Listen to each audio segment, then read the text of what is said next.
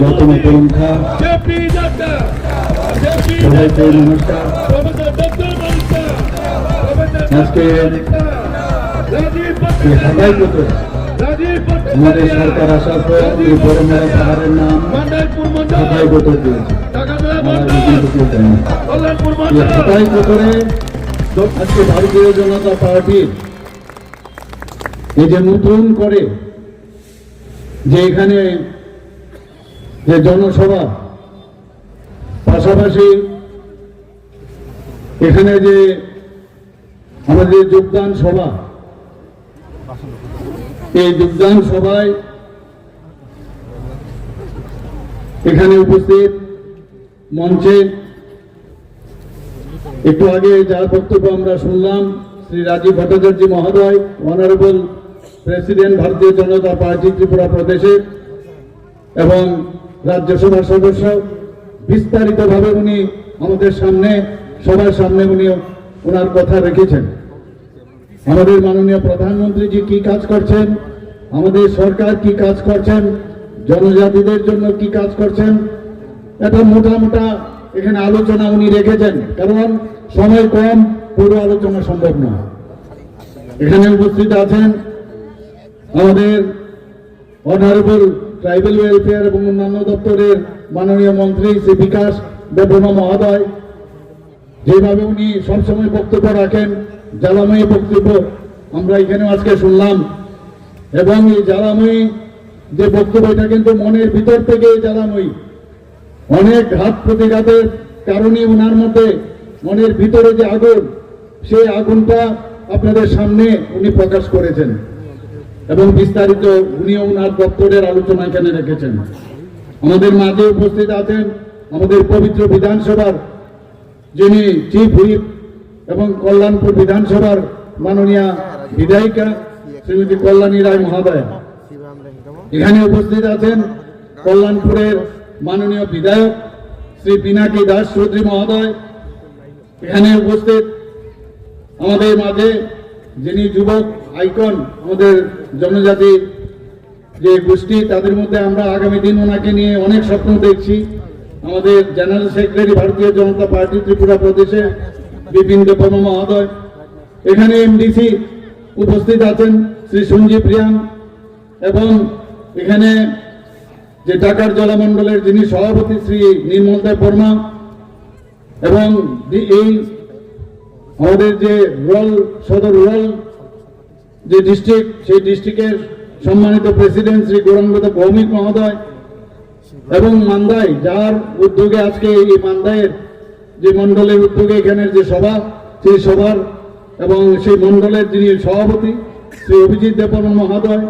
এখানে উপস্থিত আছেন জনজাতির বিভিন্ন স্তরের নেতৃত্ব এবং বিশাল সংখ্যায় উপস্থিত আমার মায়েরা, বোনেরা এবং ভাইয়েরা, এবং আমি এখানে যারা অন্যান্য স্তরের যারা উপস্থিত আছেন, আমাদের মোর্চার থেকে আরম্ভ করে বিভিন্ন স্তরের যারা এখানে উপস্থিত হয়েছেন, বিশেষ করে যারা আজকে ভারতীয় জনতা পার্টিতে যোগদান এসছেন, সবাইকে আমি স্বাগত জানাচ্ছি। আমাদের মাঝে উপস্থিত আছেন আমাদের মিডিয়া বন্ধুরা, তাদেরকেও আমি স্বাগত জানাচ্ছি এখানে উপস্থিত থাকার জন্য। বন্ধুগণ, যেখানেই আমাদের সভা হয় সেখানেই এই ধরনের একটা অ্যাক্টিভিটি আমি দেখতে পাই। আমি যা শুনলাম যে এই সভা যাতে না হয়, এর আগে অনেকবার অনেক জায়গায় চেষ্টা করেছে। এখানে শুনলাম রাস্তায় জলের আন্দোলন করে কিছু মহিলাদেরকে বসিয়ে দেওয়া হয়েছে, কোমলমতি মায়েরা বোনেদের বসিয়ে দেয়। এটা কিন্তু নতুন নতুন কিছু না, এটা সবসময় ওনারা করেন। এবং আমি বারবার সবসময় আমি যেটা বলি, আমরা যেমন বক্সিং রিংয়ে থাকি, যিনি সত্যিকারের স্ট্রং বক্সার, ও কিন্তু প্রথমে বক্সিং দেয় না। যিনি কি দুর্বল, ওই দুর্বলকে বলে হিটমি।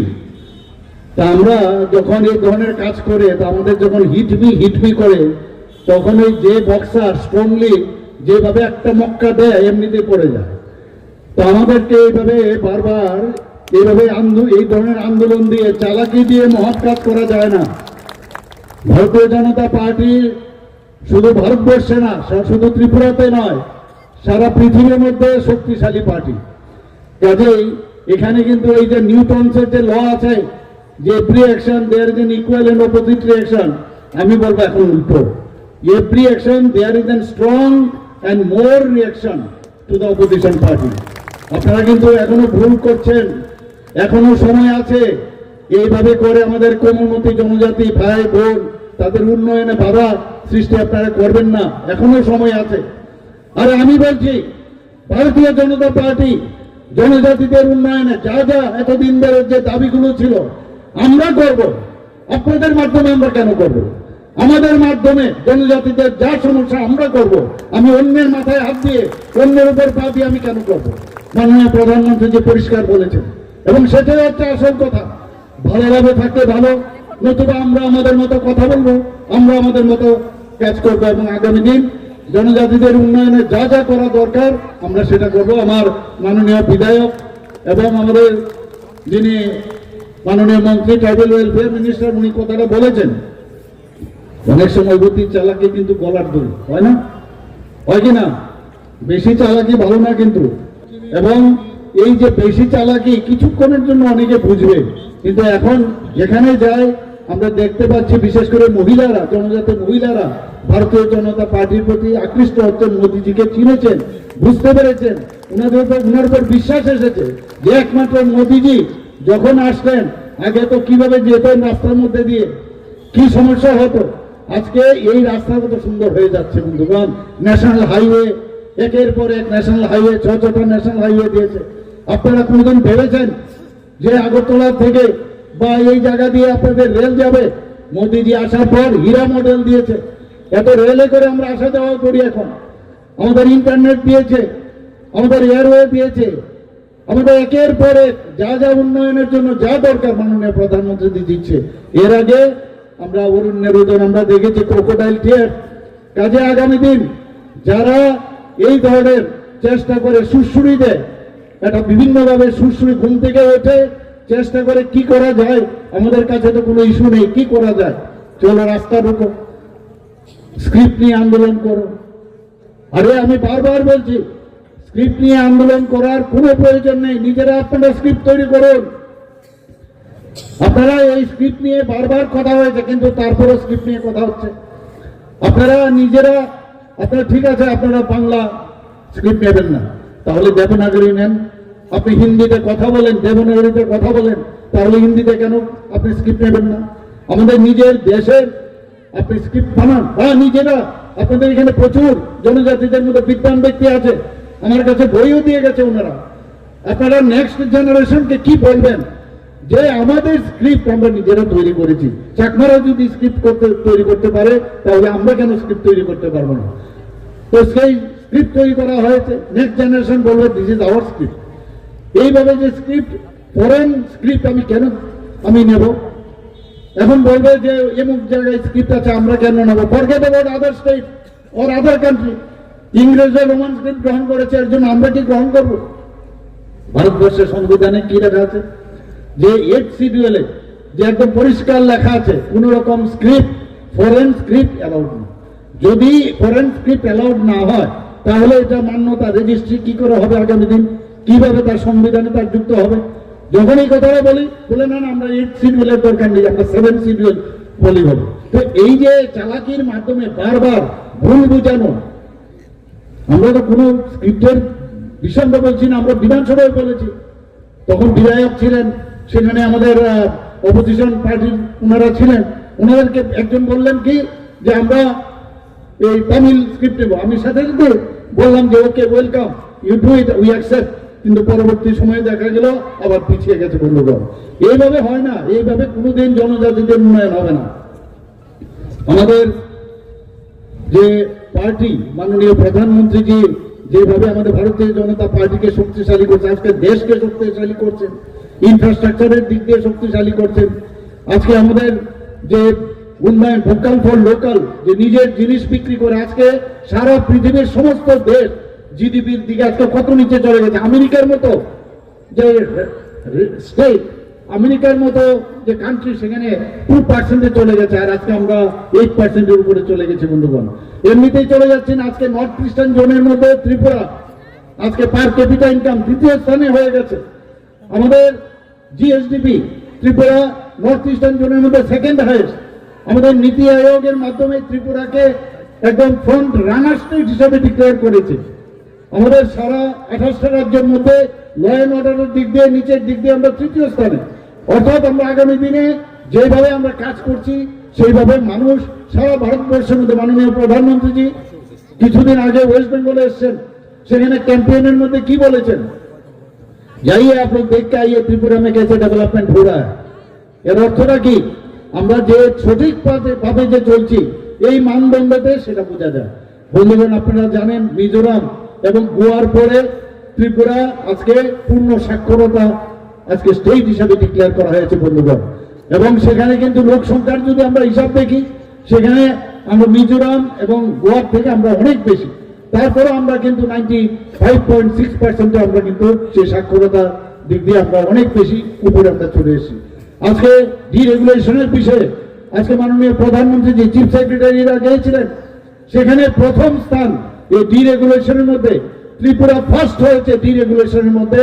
এর জন্য মাননীয় প্রধানমন্ত্রীজি আমাদের চিফ সেক্রেটারি মহোদয়কে ধন্যবাদ দিয়েছেন। শুধু তাই নয়, কালকে আমাকে এক সেক্রেটারি বলছেন বিহার থেকে, উনাকে বলেছেন যে আপনারা ফুল টিম আপনারা আসুন, কিভাবে এত তাড়াতাড়ি সম্ভব হয়েছে সেটা আমাদেরকে আপনারা শেখান। আমাকে বলছিলেন বিহারে, আমি বললাম বিহারে আমরা কেন যাব, ওনাদেরকে বলুন আমাদের এখানে আসতে। আমরা যখন বিভিন্ন কাজে মডেল গুজরাটে আমরা যাই ওখানে শিখবার জন্য, জানবার জন্য, ওনাদেরকে আপনারা বলুন এখানে আসতে, আসলে আমরা দেখাবো এখানে। তো উনি বললেন ঠিক আছে। তো এই যে একটার পর একটা আমরা কাজ করছি, আপনার 60-60টা আমরা যে পঞ্চায়েত লেভেলে আমরা 60-60টা রাষ্ট্রীয় পুরস্কার আমরা পেয়েছি, প্রচুর পুরস্কার, শেষ করা যাবে না, এত পুরস্কার আমরা পেয়েছি। ত্রিপুরা, নতুন ত্রিপুরা, আমি যেটা বারবার বলছি, আমরা নতুন ত্রিপুরা আগামী দিন আমরা করতে যাব, কিন্তু সেটা একমাত্র সম্ভব হবে আপনারা, বিশেষ করে জনজাতি সবাই যদি ভারতীয় জনতা পার্টির প্রতি আস্থা থাকে। এবং আপনাদের আস্থা বাড়ছে এখন, আপনাদেরকে ভুল বোঝানো হয়েছে এতদিন। এবং আগামী দিন আমি নিশ্চিত যে এডিসি তো আমরা দখল করবই। আবার 2028-এ ভারতীয় জনতা পার্টির নেতৃত্বাধীন সরকার হবে, এর মধ্যে কোনো সন্দেহ নেই বন্ধুগণ। থানসা খালি বলছে থানসা কিসে থানসা বলছে সবাই ইউনাইটেড থাকতে হবে। ত্রিপুরাতে থানসা থাকতে গেলে ত্রিপুরি যেমন আছে, এখানে আমাদের যারা রিয়াংরা আছেন, রিয়াং শরণার্থীরা আছেন, এখানে চাকমা আছেন, গারু আছে, সব তো থানসা তো খালি একটাও হবে না, সবার থানসা হতে হবে। জাতি, জনজাতি এবং মণিপুরি এবং যারা মাইনরিটি সবাইকে নিয়ে আমাদের থানসা করতে হবে। আমরা থানসা করতে জানি কাকে, সবাইকে নিয়ে। আমরা যেটা বলছি সেটাই হচ্ছে থানসা, যে সবাইকে নিয়ে আমরা ডেভেলপমেন্টের কথা বলবো। কেউ কাউকে ছেড়ে, কাউকে সবকা সাথ সবকা বিকাশ, বিশ্বাস একটা প্রয়াস, এর মধ্যেই কিন্তু এই থানসা লুকিয়ে আছে বন্ধুগণ। সবাইকে নিয়ে আমাদের চলতে হবে, সব গ্রুপকে নিয়ে আমাদের আগামী দিন আমাদের চলতে হবে বন্ধুগণ। এবং সেইভাবে আমরা কাজ করছি। এই স্ক্রিপ্ট নিয়ে অনেক কথা হয়েছে যে স্ট্যাটাস কিউ, অর্থাৎ কেউ যদি রোমান স্ক্রিপ্টে পরীক্ষা দেয় তাতে কোনো অসুবিধা নেই। এ কিন্তু ভুল বোঝানো হচ্ছে যে আগামী দিন পরীক্ষা আসবে, এরা কি করে পরীক্ষা দেবে। সেখানে বিধানসভায় আমি বলেছি যে যদি আপনাদের স্ক্রিপ্ট তৈরি না হয়, যদি কেউ দিতে চায় স্ক্রিপ্ট নিয়ে, সে দিতে পারে। এবং সেইভাবে দেখা গেছে আমার কাছে যে ক্লাস 10 এবং 12-এর যে পরীক্ষা, কারা ওখানে প্রেজেন্ট ছিল, দেখা গেল খুব মিনিমাম মিগার অ্যামাউন্ট যারা এই রোমান স্ক্রিপ্টে পরীক্ষা দিয়েছে। তাহলে অর্থাৎ কি দাঁড়ালো এটা মানুষ অ্যাকসেপ্ট করছে না এই রোমান স্ক্রিপ্টকে, কিন্তু এটা ভুল বোঝানো হচ্ছে। তাও আমি বলছি যে আমরা স্ক্রিপ্ট নিশ্চয়ই আমরা অ্যাকসেপ্ট করবো, যদি নিজেদের স্ক্রিপ্ট করো, ইন্ডিজিনাস স্ক্রিপ্ট তৈরি করো, সেই কথাটা আমরা বলেছি বন্ধুগণ। এখানে আমি সবসময় একটা জায়গায় আজকাল আমি বলছি যে আমরা যখন ভারতের বাইরে আমরা যাই, আমরা কি বলি, আমরা ভারতের বাইরে আমরা যদি আমাদের জনজাতির যদি কেউ যায়, ত্রিপুরার থেকে কেউ যায়, বিহার থেকে কেউ যায়, আসাম থেকে কেউ যায়, মধ্যপ্রদেশ থেকে যায়, তখন আমরা কি বলি, আমরা বলি হিন্দুস্তানি। আপ কাহা সে আয়ে হো? मैं हिंदुस्तान से, মানে আমি হিন্দুস্তানি। ত্রিপুরার থেকে আমরা যখন যাব, মণিপুর থেকে যখন কেউ যাবে সে মণিপুরি, ত্রিপুরার থেকে যে যাবে সে ত্রিপুরি, এবং কেউ যদি বাঙাল থেকে যায় বাঙালি, তো সেই জায়গার মধ্যে দাঁড়িয়ে আমি সবসময় বলছি এখন যে আমরা ত্রিপুরার থেকে যখন আমরা যাবো কোথাও আমরা সবাই ত্রিপুরি, এখানে কোনো আলাদা কিচ্ছু হবে না, কিন্তু যার যার আলাদা আলাদা থাকতে পারে সেটাই হচ্ছে আসল মূল মন্ত্র, এবং সবার ডেভেলপমেন্ট আমরা সেইভাবে আমরা তুলবো। কিন্তু ঘুম থেকে উঠে খালি ফাঁক খুঁজে কি করে একটা মানে কোনো জায়গায় কোনো ইস্যু পাওয়া যায় কিনা, এবং এই ফাঁকের মধ্যে ঢোকার চেষ্টা করছে এখানে। আজ কমিউনিস্টদের কথা বলে তো লাভই নেই, এদের কথা তো বলে লাভ নেই, কি বলবো ওনাদেরকে। কিছুদিন আগে বিরোধী দল নেতা বলছেন কি হচ্ছেটা কি, এখানে এত ড্রাগস ধরা পড়ছে, এত ড্রাগস ধরা পড়ছে, আমাদের সময় মাত্র 4-5টা নাকি দুটো ফেন্সিডিলে পাওয়া যেত, এখন দেখুন। আরে আপনাদের সময় ফেন্সিডিল তো ধরতেন না আপনারা, আমরা তো ধরছি, কারণ পুলিশ কাজ করছে, বিভিন্ন এজেন্সি কাজ করছে, এর জন্য ধরা পড়ছে। আপনারা মনে নাই সেদিন যখন শুয়েছিলেন, শুয়ে বুকের মধ্যে টাকা রেখে সে আবার সেটাকে শুট করে আবার সবাইকে দেখাচ্ছে, সিপিএম এর এক লিডার। এই পয়সা কোথা থেকে আসতো আপনারা জানেন না? সেগুলো কিভাবে জনতার টাকা বুকের মধ্যে রেখে সে ফটো শুট করে মানুষকে দেখাচ্ছিলেন।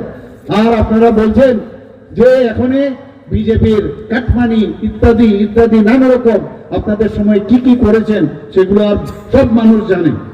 আপনাদের সময় এই যে ধরনের অত্যাচার আপনারা করেছেন, আমি কয়েকটা কথা এখানে বলবো আপনাদেরকে সামনে, আমি আগেও বলেছি। আমি এই যখন আমাদের সরকার এখানে আসে, আমার পূর্ববর্তী যিনি মুখ্যমন্ত্রী ছিলেন 30 কোটি টাকা এখানে যে হাসপাতাল তৈরি করার জন্য 30 কোটি টাকা দিয়েছে। আমি কিছুদিন আগে 30 কোটি টাকা এই এডিসিকে আলাদাভাবে বাজেটের বাইরেও আমি অনেক টাকা ওনাদেরকে দিয়েছি। বন্ধুগণ সিপিএম এর বিষয়ে যদি আমি আলাপ করি, এখানে তো আমার পূর্বতন বক্তা এখানে বলেছেন সবকিছুই। 2000 সালে অফিসের ভিতর ঢুকে সুকরাম দেববর্মাকে কিভাবে খুন করা হয়েছে, জনজাতি গোষ্ঠীর একজন, এবং সে সৎ ছিল, এবং জানা গেছে একজন সিপিএম এর ক্যাডার তার ইশারাতে, এবং শুধু খুন করেননি, এবং শুধু উনাকে না, ওনার সহকারী যে ছিল তাকেও এই সদরের মধ্যে ঢুকে উনাকে এসডিএম কে খুন করেছেন। আপনারা ভুলে যাননি সেগুলো? মেরে হেঁটে হেঁটে আরামসে যাচ্ছে, কোনো সমস্যা নেই, সব আগের থেকে তৈরি আছে। এগুলো তো আমাদের মনে, আমরাও কিন্তু ভুলে যাই, আমরা এগুলো কিন্তু মনে রাখা প্রয়োজন। আমাদের 1982 সালে কৈলাস শহরে কংগ্রেস কর্মী, এই কংগ্রেসে এখন গিয়ে হাত মিলিয়েছে এই সিপিএম এর সাথে। দুঃখ হয়, উনাদের জন্য দুঃখ হয়। সেই কংগ্রেস কর্মী ভগবতী বসাককে পুরো পরিবার, পুরো ফ্যামিলিকে আগুন দিয়ে পুড়িয়ে দিয়েছে বন্ধুগণ। এবং আমাদের টিএমসি ত্রিপুরা মেডিকেল কলেজের আপনারা আন্দোলন আপনারা জানেন, কংগ্রেসের মাধ্যমে সেটা হয়েছিল, এবং সেখানে পুলিশের গুলিতে পাপাই সাহাকে খুন করা হয়েছিল, আপনারা সবাই জানেন। এখনো মাঝে মাঝে ফটোগুলো যদি দেখেন কি নির্মম ভাবে যারা আন্দোলনে ছিল তাদেরকে কিভাবে পিটিয়েছে, মেরেছে তৎকালীন সময়ের পুলিশ, আপনারা সবাই জানেন বন্ধুগণ। আপনারা এটাও জানেন যে আমাদের যে অলোক দেব, উনি কি করেছেন, ভারত মাতা কি জয় এই কথা বলেছেন ছাত্র যুব মোর্চার নেতা অলোক দেব, এবং সে যেহেতু ভারত মাতা জয় এই কথাটা বলেছেন, মুখের মধ্যে এই ক্যাডার বাহিনী তার মুখের মধ্যে প্রস্রাব করে দিয়েছেন জাস্ট ইমাজিন, এবং প্রস্রাব করে দিয়ে বলেছেন তুমি ভারত মাতা কি জয় বলেছ, এই কারণে তোমার মুখটাকে শুদ্ধ করার জন্য আমি প্রস্রাব করলাম আমরা। আপনারা চিন্তা করুন এই অবস্থা মনে আছেন। আজকে আপনারা যদি পুষ্প কাপালির কাহিনী যদি আপনারা শুনেন, গায়ে কাটা দেবে। 7 মাসের অন্তঃসত্ত্বা পুষ্প কাপালি, তাকে পার্টি অফিসে ডেকে নিয়ে তার পেটে বারবার লাথি মেরেছে, আর আজকে ওরা গণতন্ত্রের কথা বলে। এবং সেখানে কারণ কি, সে বিজেপির টিকেটে নির্বাচনে লড়েছিল, সেই কারণে তার সেখানেই গর্ভপাত হয়। এবং তাকে কতটুকু মানে অত্যাচার করলে, এই যে নৃশংসভাবে তাকে যেভাবে তারা অত্যাচার করেছে সবাই জানেন। 62 বছর বয়স্কা বিজেপি প্রার্থী, আমি নামটা নাই বললাম, নামগুলো আমি অন্য নাম নেব না, আমি শ্যাম ভট্টাচার্য, তার বাড়ির ভিতর ঢুকে সিপিএম আশ্রিত গুন্ডা বাহিনী, এই বিজেপি যে সমর্থক তাকে দর্শন করে, তার লালসা মেটায় এই কমিউনিস্ট দর্শকরা, এবং তাকে মেরে, তাকে দর্শন করে তাকে মেরেও ফেলেছে। এখানে আমাদের মাননীয় বিধায়ক এখানে আছেন, উনি খুব ভালো করে জানেন কল্যাণপুরের ঘটনা, উনি সব জানেন। আমি কল্যাণপুরে কিছুদিন আগে গিয়েছিলাম, 26 জন নিরীহ লোককে খুন করা হয়েছে এটিটিএফ এর গুন্ডারা এবং সেই টেররিস্টরা। আমাদের এখানে চানমোহন ত্রিপুরা, আমাদের ভবন আপনারা প্রথম শহীদ ভারতীয় জনতা পার্টির চানমোহন ত্রিপুরা, জনজাতি অধ্যুষিত এলাকার চানমোহন ত্রিপুরাকে তার কি দোষ? সেই গন্ডাছড়া মহকুমায় উনি জনজাতি মোর্চা মন্ডল সভাপতি ছিলেন এবং দলপতি গ্রামের ভিলেজ কমিটি নির্বাচিত সদস্য। যখন মোদীজি 2014-তে সারা ভারতবর্ষের মধ্যে এমন একটা অবস্থা করেছে, ভয় পেয়ে গেল, এবং যেহেতু এই সিপিএম এর আমলে এরকম একটা নির্বাচিত কি করে হয়, তাকে খুন করার ষড়যন্ত্র করেছে বন্ধুগণ। ওই এলাকার যিনি এমএলএ ছিলেন তার নির্দেশে সেই খুন করা হয়েছে। কি বলেছেন? তাকে ডেকে নিয়ে ওকে কিছু লোক গেল, গিয়ে বললো যে তোমাকে ওই বিধায়ক বলছে যাওয়ার জন্য। এরপর আর তার কিন্তু শরীর আর সুস্থ শরীরে সে ফিরে আসেননি। কি বলেছেন? সে নাকি উজাগিরি করতেন এবং সে উজাগিরি করাতে একজন পাগলকে সে আগুন দিয়ে সে নানারকম ছেঁকাছুকি করছিলেন, এতে নাকি ওই পাগল খেপে গিয়ে ওকে মেরেছে। কিভাবে প্ল্যানিং করে বন্ধুগণ, আপনারা ভাবুন, এগুলো নিয়ে কথা বলা প্রয়োজন, ভুললে চলবে না। দাঙ্গা কিভাবে ওনাদের সময় 80 দাঙ্গা করেছে, 3000-এর মতো লোক মারা গেছে জাতি জনজাতি। তো এদের সময় এইখানে এটিটিএফ, এনএলএফটি এবং এই ধরনের টেররিস্ট এখানে জন্মগ্রহণ করেছে। নিপনবাবু কি বলেছেন? যে আমি যদি জনজাতি হতাম তাহলে আমি উগ্রপন্থী হতাম। আপনাদের মনে আছে? আর কি অবস্থা ছিল নর্থ ইস্টার্ন জোনে, ত্রিপুরাতে কি অবস্থাটা ছিল? আর মাননীয় প্রধানমন্ত্রীজি এবং আমাদের গৃহমন্ত্রীজি এবং আমাদের ত্রিপুরা সরকার মিলে ওরা যে সৃষ্টি করেছে, সেই সৃষ্টিগুলোকে আমরা তাদের মূল স্রোতে আমরা ওনাদেরকে ফিরিয়ে এনেছি। প্রায় 11টা থেকে 12টা এখানে নর্থ ইস্টার্ন জোনে অ্যাকর্ড হয়েছে। আজকে পুরো নর্থ ইস্টার্ন জোনে শান্তি প্রতিষ্ঠিত হয়েছে, ত্রিপুরাতে শান্তি প্রতিষ্ঠিত হয়েছে। আপনারা শান্তি চান কি চান না? শান্তি চান কি শান্তি চান না? আমি আবার জিজ্ঞেস করছি, মা বোনদের, আপনারা শান্তি চান কি চান না? শান্তি চান? শান্তি চান?